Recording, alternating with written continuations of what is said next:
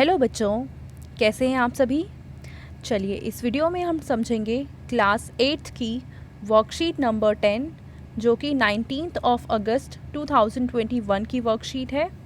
और आज हम पढ़ेंगे साइंस और आज का हमारा टॉपिक है माइक्रो ऑर्गेनिज़म्स। तो माइक्रो ऑर्गेनिज़म्स के बारे में हमने पहले भी कुछ वर्कशीट में डिस्कशन किया है, उसी को यहाँ पे हम कंटिन्यू करेंगे। You have known by now that microorganisms are very small, which we can see only with the help of microscope. ये माइक्रो ऑर्गेनिज़म जैसे नाम से ही पता चलता है, माइक्रो यानी स्मॉल, काफ़ी ज़्यादा छोटे होते हैं और इनको हम नहीं देख सकते हैं। ऐसे ही इनको देखने के लिए हमें माइक्रोस्कोप की हेल्प लेनी पड़ती है। These microorganisms move from one infected person to another healthy person by air, water, breath और contact। और ये माइक्रो ऑर्गेनिज़म एक इन्फेक्टेड पर्सन से एक हेल्दी पर्सन में ट्रांसफ़र हो जाते हैं। किसके थ्रू? एयर के थ्रू, वाटर के थ्रू, सांस हम लेते हैं उसके थ्रू, या फिर अगर हम एक दूसरे को टच करते हैं, एक दूसरे के कांटेक्ट में आते हैं, तो इनके थ्रू भी ये ट्रांसफ़र होते हैं। Today we will learn about diseases caused by microorganisms in human and animal। तो आज हम पढ़ेंगे कि इन माइक्रो ऑर्गेनिज़म्स के द्वारा जो डिजीज़ेस फैलाई जाती हैं ह्यूमंस के अंदर एंड एनिमल्स के अंदर। तो चलिए देखते हैं क्या है disease causing micro organisms in human beings. तो डिजीज़ कॉजिंग माइक्रो ऑर्गेनिज़म कौन कौन से हैं? प्रोटोजोआ, जो कि क्या फैलाते हैं? मलेरिया। प्रोटोजोआ माइक्रो ऑर्गेनिज़म्स हैं और ये फैलाते हैं मलेरिया। अब आप कहेंगे मलेरिया तो मच्छर के काटने से होता है। मच्छर के काटने से ही होता है, पर ये मस्कीटो क्या करता है? एक ऐसे पर्सन को बाइट करता है जिसके अंदर प्रोटोजोआ होते हैं। तो जो खून ये पीता है उस ब्लड में ये प्रोटोजोआ होते हैं, और जब ये मस्कीटो किसी हेल्दी पर्सन को बाइट करता है तो ये ब्लड जिसके अंदर प्रोटोजोआ हैं उस इंसान के अंदर ट्रांसफ़र हो जाते हैं, यानी प्रोटोजोआ उस इंसान के अंदर चले गए और फिर इसकी वजह से होता है मलेरिया। ठीक है, तो ये जो मस्कीटो हैं सिर्फ ये ट्रांसफ़र करने का काम करते हैं प्रोटोजोआ को, और ये जो डिज़ीज़ है ये मेन किसकी वजह से होती है? प्रोटोजोआ की वजह से होती है। ठीक है, तो पहला तो प्रोटोजोआ हो गया। सेकेंड माइक्रो ऑर्गेनिज़म है बैक्टीरिया, और ये कौन कौन सी बीमारी फैलाते हैं? तो ट्यूबरक्लोसिस जिसको टीबी कहते हैं, या फिर कॉलेरा है, या टाइफाइड है, ये सारे होते हैं बैक्टीरिया की वजह से। नेक्स्ट है वायरस। वायरस की वजह से जो डिजीज़ होती हैं वो हैं polio, measles, hepatitis A and chicken pox. ये सारी बीमारियां होती हैं वायरस की वजह से। अब हम देखते हैं मेजर्स टू प्रिवेंट डिजीज़। तो इन डिजीज़ को रोकने के लिए हम कुछ चीज़ें अपना सकते हैं। वो क्या क्या है? First, keep your surroundings clean. हमें अपने आसपास, अपने घर में, घर के आसपास सफाई रखनी चाहिए। Second, do not defecate in open. हमें खुले में जाकर शौच नहीं करना चाहिए। नेक्स्ट है wash hands before and after eating food. खाना खाने के पहले और उसके बाद में भी हाथों को अच्छे से धोना चाहिए। Next, do not allow water to collect around you. अपने आसपास पानी को इकट्ठा ना होने दें, क्योंकि इस पानी में फिर मस्कीटोज़ पैदा होंगे और वो मलेरिया फैलाएंगे। नेक्स्ट है get your children vaccinated on time. बच्चों को टाइम टाइम से जो भी वैक्सीनेशन होता है करवाना चाहिए।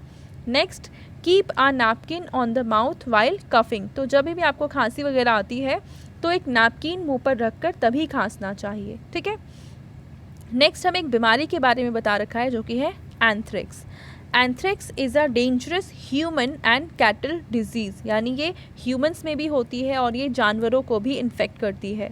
कॉज्ड बाय बैक्टीरिया, और बैक्टीरिया के द्वारा फैलती है, कॉल्ड बैसिलस एंथ्रेसिस। तो इस बैक्टीरिया से एंथ्रेक्स बीमारी होती है। Which was first discovered by Robert Koch, और सबसे पहले ये रॉबर्ट कोच के द्वारा डिस्कवर्ड की गई थी ये बीमारी। ठीक है, अब इसके बेसिस पे देखो हमें कुछ क्वेश्चन के आंसर देने हैं।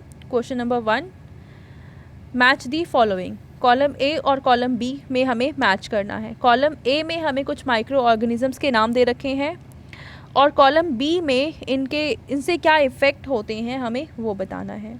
तो शुरू करते हैं। पहला है देखो पहला है सेटिंग ऑफ कर्ड, और सेटिंग ऑफ कर्ड किसकी हेल्प से होता है? तो ये होता है किसके द्वारा?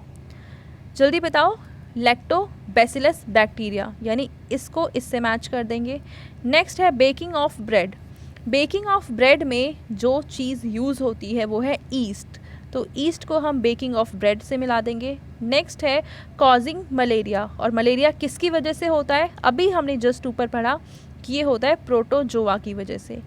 नेक्स्ट है कॉलेरा। कॉलेरा किसकी वजह से होता है? तो ये होता है बैक्टीरिया की वजह से। और नेक्स्ट है कॉजिंग चिक, तो ये है वायरस की वजह से। ठीक है, तो फर्स्ट क्वेश्चन कंप्लीट। अब हम देखते हैं question number 2। Write any 2 ways to prevent malaria. Malaria को प्रिवेंट करने के लिए हम कौन कौन से तरीके अपना सकते हैं?